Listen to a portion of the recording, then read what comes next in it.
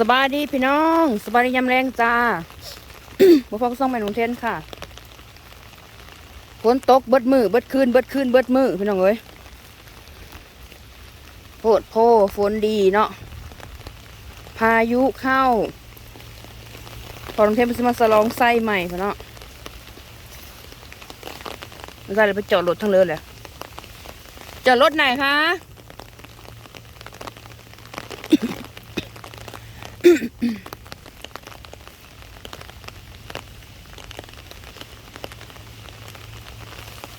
ตรงแต่ตี 3ตี 4จนหอด4-5 โมงแรงเนาะยังบ่เศร้า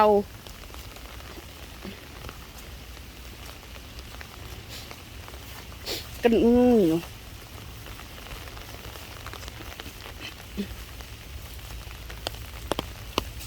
พ่อน้องเทนจะมาฉลองไซใหม่เพิ่น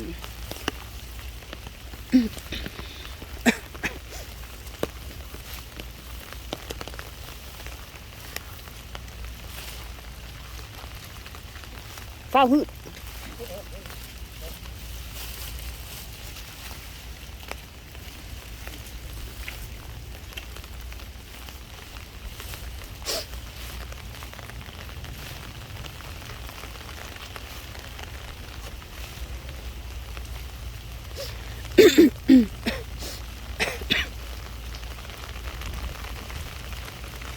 น้องเทนกันยังออกมานำเลยครับฝนเนาะเตรียมมันเสือกันฝนอีกได้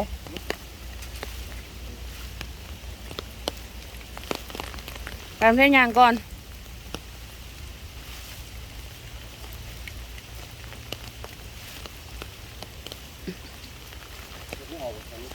จักปูดพี่น้อง เธอสิมาสลองไส้ใหม่เธอพี่น้อยดูดีๆนะคะไส้ใหม่เพิ่นขอบคุณหลายๆเด้อจ้า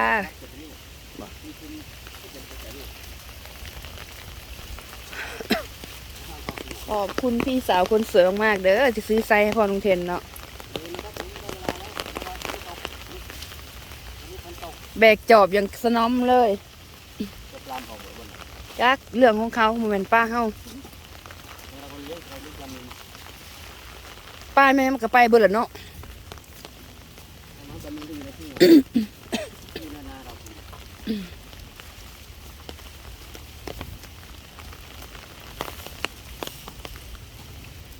ตกเบิดมือเบิดคืน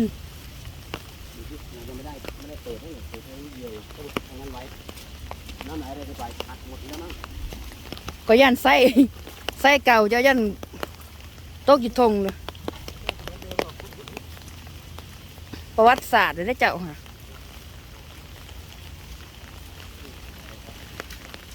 ไป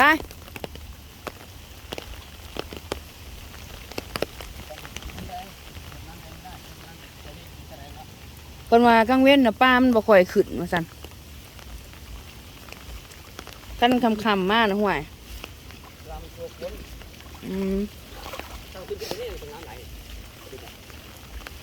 นกเคยนกลงมากินแล้วหนู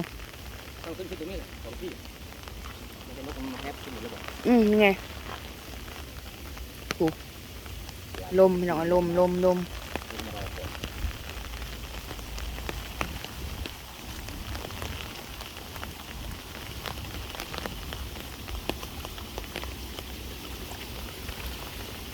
ต้องใส่ป้าจะขึ้นนกมาเล่นจ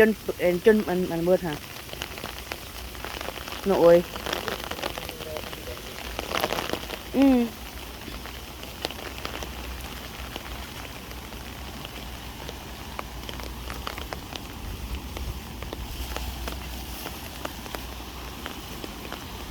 เป็นมาใส่เสื้อกันฝนมันว่าใส่แล้วมันเก๊กะเธอวะป้าโทษพี่นก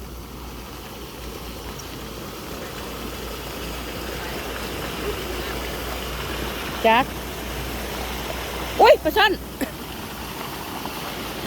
กระโดดขึ้นมาปลาช่อนน้อยน่ะ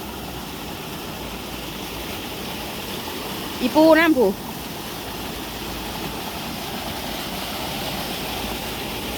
โอ้ยปลาช่อนเยอะแยะเลยปลาช่อนน้อยน่ะ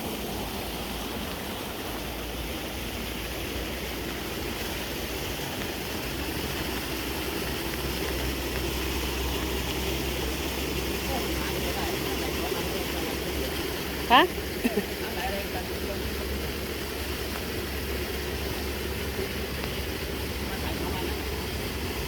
ใส่เหรอ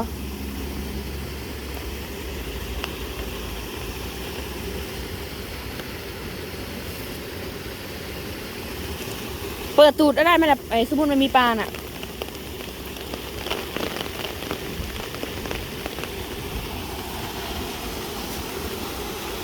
ปลาช่อนมันกระโดดพี่น้องเลยฮะอ๋อน้ำไหลแห้งมาเนี่ยถ้าเป็นกลางคืนเขาจะจับม่วนเนาะ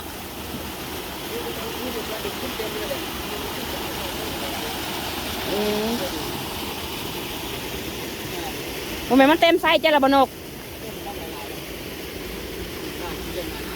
พี่น้องว่าหยอกกันดอกว่าเราว่าเต็มไส้เพราะ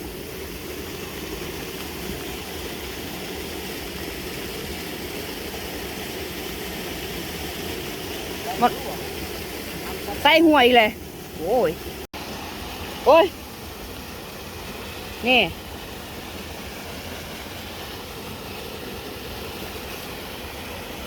แค่นี้เหรอ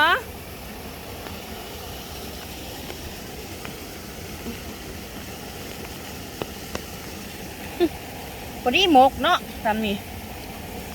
บอกเป็นยังใส่ไส้ใหม่เฮา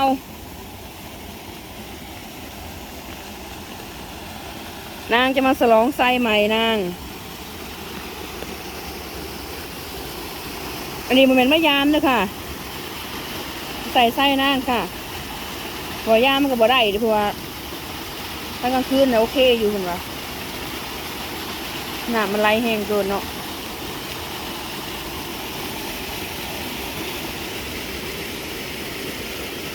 มุ้นแต่ว่าไส้นางผู้ปิวตกกลางถงนี่เนาะ ยาลูกยายา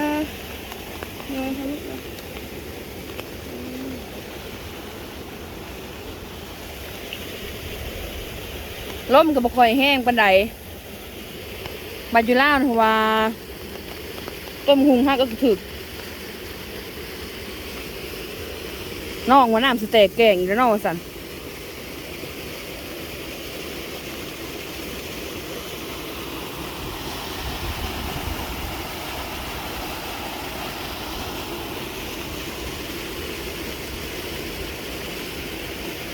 ไอ้ไส้ไหมจะใส่ตรงไหนเอาแยงออกใช่ไหมอ๋อเอาทงแยงออกเอาแยงออกเหรอฮะอ๋อมาเบิ่งน้องการพี่น้องนั่งจะใส่แบบได้บุหูนั่งดอกรู้สึกว่าปลาในไซจะบ้อนตัวเตี้ยมอยู่นะอยากยามไซจริงๆเลย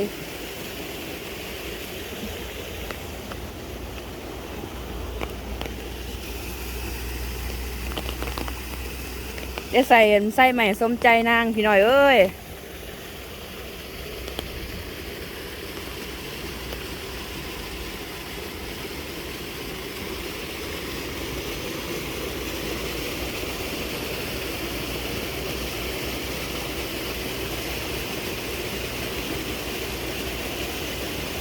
ปลาดุกบ่ปลาดุกปลาช่อนปลาดุกปลาช่อนในมือพายุโนรูเพิ่งโอ้อยากโชว์อีก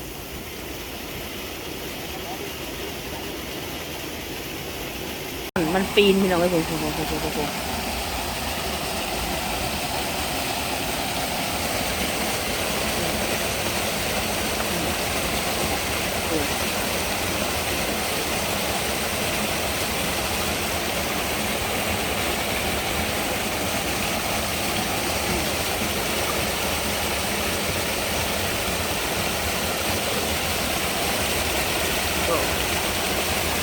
มาเล่นน้ำตกต่างบ่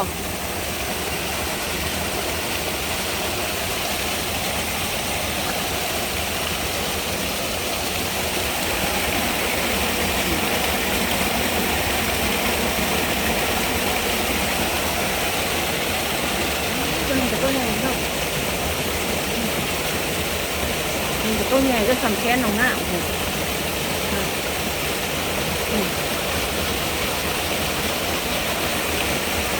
เต็มบึ้เลยพี่น้องเอ้ย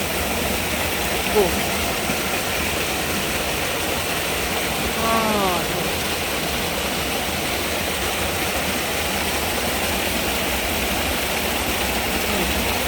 มาเล่นน้ำเนาะ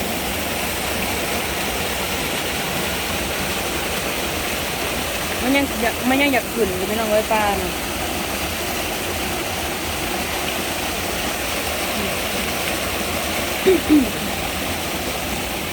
เต็มเลยอะปลาช่อนน่ะ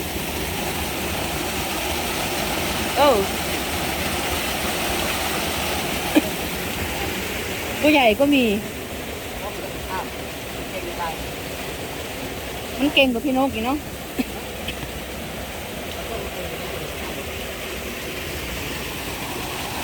ฉลาดไม่ยอมเข้าใส่ใช่ไหมเต็มบึ๊บเลยพี่น้องเลยน่ะ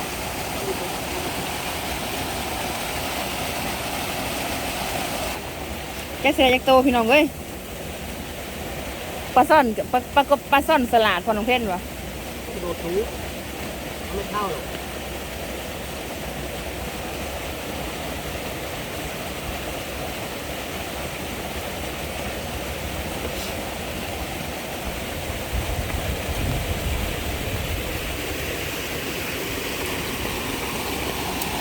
มันมาท่ออยู่เนี่ยเต็มเลยแทน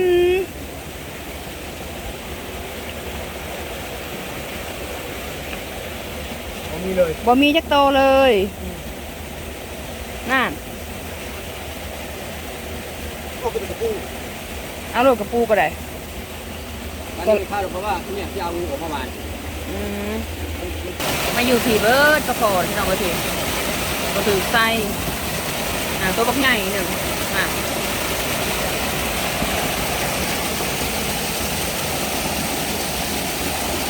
นี่อยากขุนดู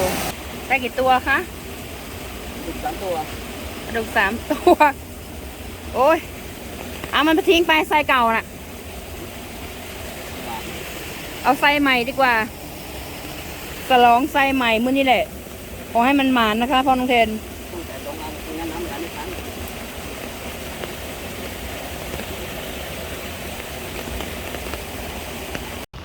สลองไส้ใหม่ก็ขอให้มันหมานเด้อพ่อน้องเทนมาแรงนี่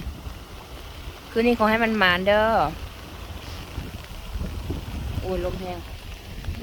ลมโชย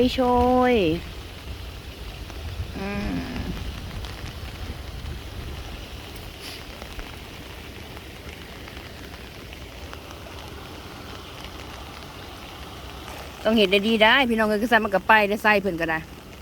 โอ้ตกแปลงรักไปยังขักแน่ใช่ไหมพอแล้วครับนกกันทางใช่ไหมลุงนกพอแล้วครับ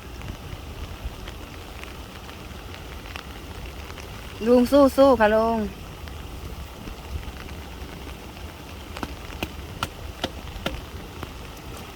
งแก่แล้วเห็นมันลอยไปตามน้ำมันแล้วมันทำดีนะนี่มันยังลอยลุงขอก่อน เตรียมพิธีพิถันอย่างดีเด้ออายุเสือกับเขี้ยวไส้กับเขี้ยวพี่น้องเอ้ยมืดอยู่นั่นนี่แหละ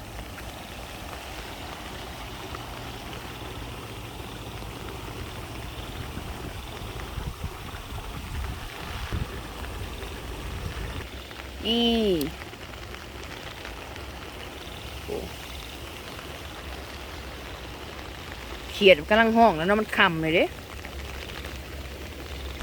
โอ้ใส่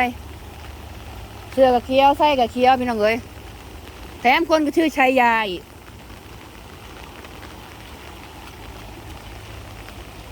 พร้อมทุกอย่าง